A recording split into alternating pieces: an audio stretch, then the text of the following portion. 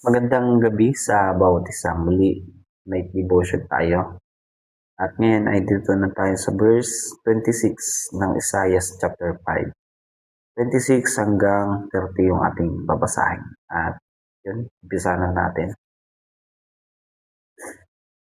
Huhudyatan niya ang isang malayong bansa. Tatawagin niya ito mula sa dulo ng lupa at mabilis naman itong lalapit. Isa man sa kanila ay hindi mapapagod o makatulog o madudulas, walang migkis na maluwag, pamigkis na maluwag o lagot na tali ng sandalyas. Matutulis ang kanilang panudla at nakabanat ang kanilang mga palaso. Palaso o pana. Pana po pala nakalagay dito.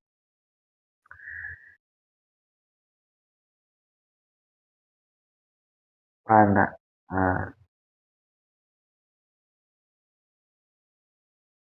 Matutulis na. Ulitin ko lang verse 28. Matutulis ang kanilang panudla at nakabanat ang kanilang mga pana.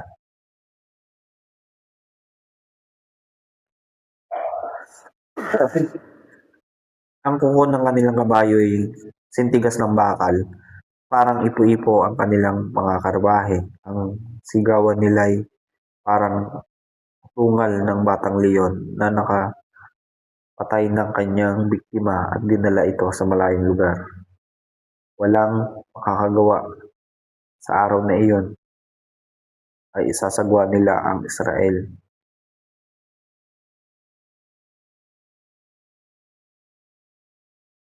Ang sigawan nila ay parang atungal ng batang leon na nakapatay ng biktima. Dinala nila ito sa malayong lugar na walang makakagawa.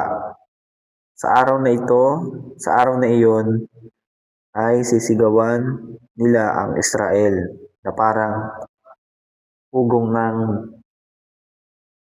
dagat. At pagtingin nila sa lupa, ito'y balot ng dilim at bighati at ang liwanag ay tatakpan na ng makapal na ulap. Tatakpanan ng makapal na ulap. Yun. Ang aking natutunan dito mula verse 26 hanggang 30 ay itong verse 30. Verse 26. Sabi dito, huhudyatan niya ang isang malayong bansa at tatawagin niya ito mula sa dulo ng lupa at mabilis naman itong lalapit. Ang nakita ko po ditong aral,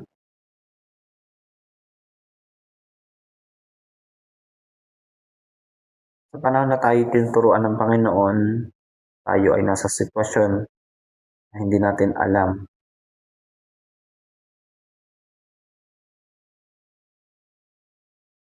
Na tayo po pala ay tinutuwid ng Panginoon dahil sa baluktot nating kaisipan. Kasi po mula verse 1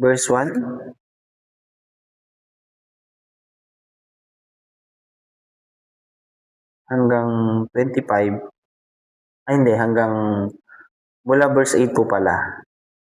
Ito po siya. Verse 8 hanggang 25 to 30. Puro nakaano po siya dun sa kasamaan po ng mga tao. Pero sa kabila ng kasamaan ng tao, nandun pa rin yung pangunawa ng Panginoon. At yun nga po, balik po tayo dito sa ating pinag-uusapan. Kung verse 26 na aking natutunan,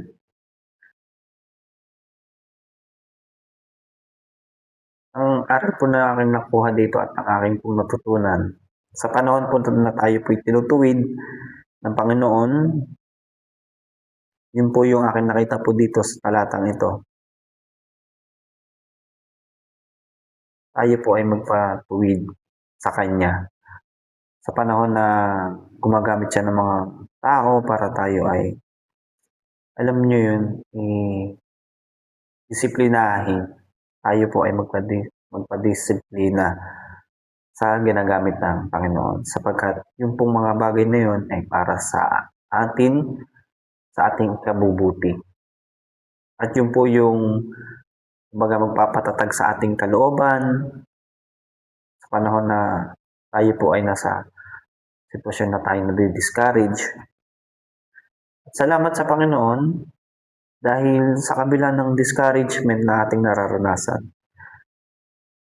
gumagawa siya ng, alam mo nyo yun, yung paraan para tayo ay ma-encourage. Gumagamit siya ng tao para magbigay encouragement sa atin sa kabila ng may mga tao na merong mga tao na handa kang i-discourage para ikaw ay ma-down.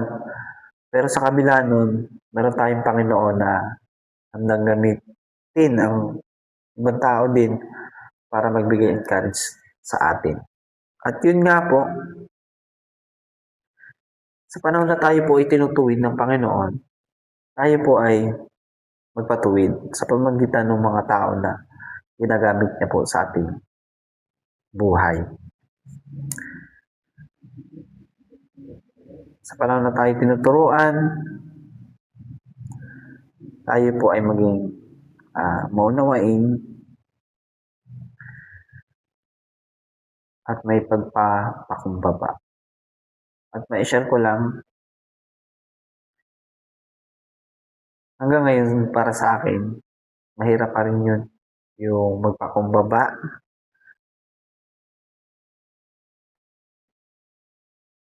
At yun, magpadisiplina.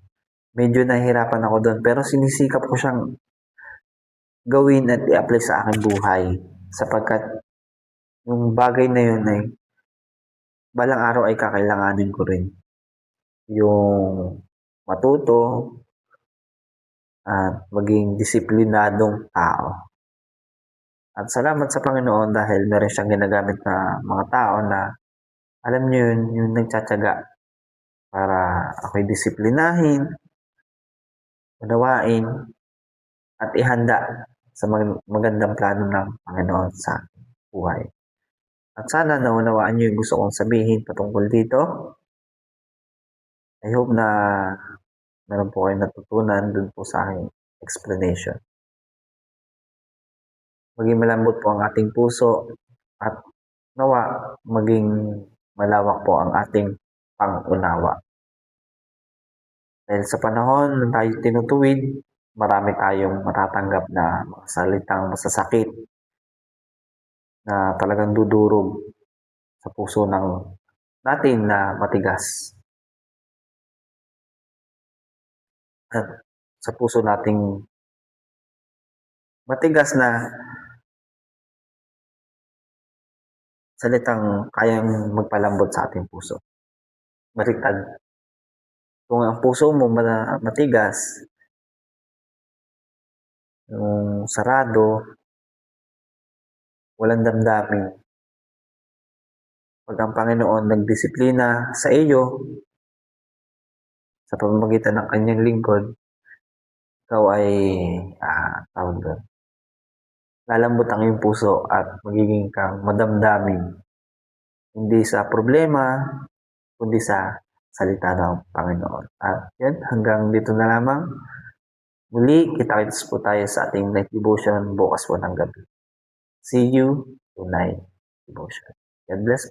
Bye-bye.